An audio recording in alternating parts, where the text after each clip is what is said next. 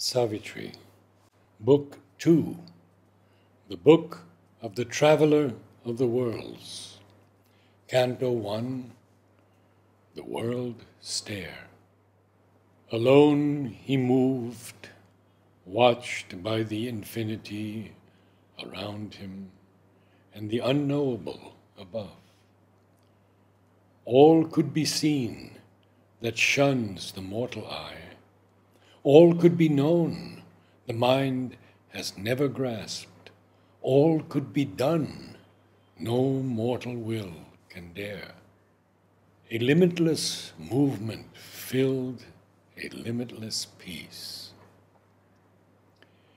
In a profound existence beyond earth's, parent or kin to our ideas and dreams, where space is a vast experiment of the soul, in an immaterial substance linked to ours, in a deep oneness of all things that are, the universe of the unknown arose. A self-creation without end or pause revealed the grandeurs of the infinite. It flung into the hazards of its play a million moods, a myriad energies, the world shapes that are fancies of its truth, and the formulas of the freedom of its force. It poured into the ever-stable's flux a Bacchic rapture and revel of ideas, a passion and motion of everlastingness. There rose, unborn, into the unchanging surge, thoughts that abide in their deathless consequence. Words that immortal last, though fallen mute.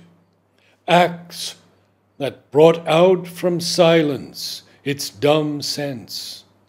Lines that convey the inexpressible.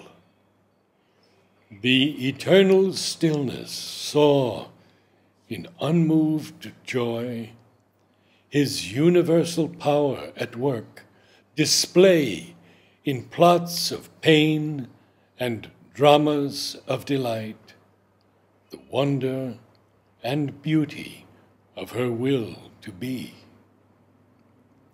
All, even pain, was the soul's pleasure here.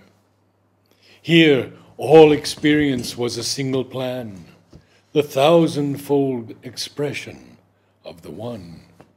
All came at once into his single view. Nothing escaped his vast intuitive sight.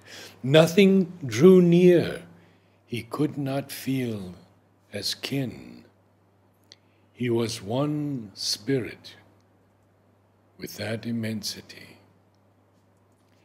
Images in a supernal consciousness, embodying the unborn who never dies, the structured visions of the cosmic self, alive with the touch of being's eternity, looked at him like form-bound spiritual thoughts, figuring the movements of the ineffable, aspects of being donned world outline, forms that open moving doors on things divine, became familiar to his hourly sight. The symbols of the Spirit's reality, the living bodies of the bodiless, grew near to him. His daily associates, the exhaustless seeings of the unsleeping mind, letterings of its contact with the invisible, surrounded him with countless pointing signs. The voices of 1,000 realms of life missioned to him her mighty messages. the heaven hints that invade our earthly lives, the dire imaginations dreamed by hell, which, if enacted and experienced here, our dulled capacity soon would cease to feel, or our mortal frailty could not long endure, were set in their sublime proportions there.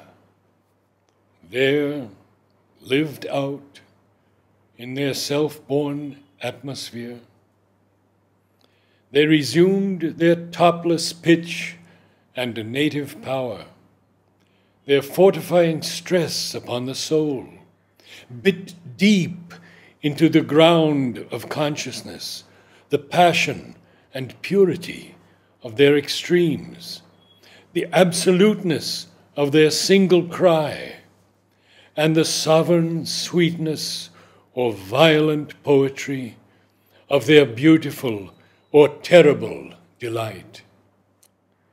All thought can know, or widest sight perceive, and all that thought and sight can never know, all things occult and rare, remote and strange, were near to heart's contact, felt by spirit sense, asking for entry at his nature's gates. They crowded the widened spaces of his mind, his self-discoveries flaming witnesses, offering their marvel and their multitude. These now became new portions of himself, the figures of his spirit's greater life, the moving scenery of his large time walk, or the embroidered tissue of his sense. These took the place of intimate human things and moved as close companions of his thoughts, or were his soul's natural environment.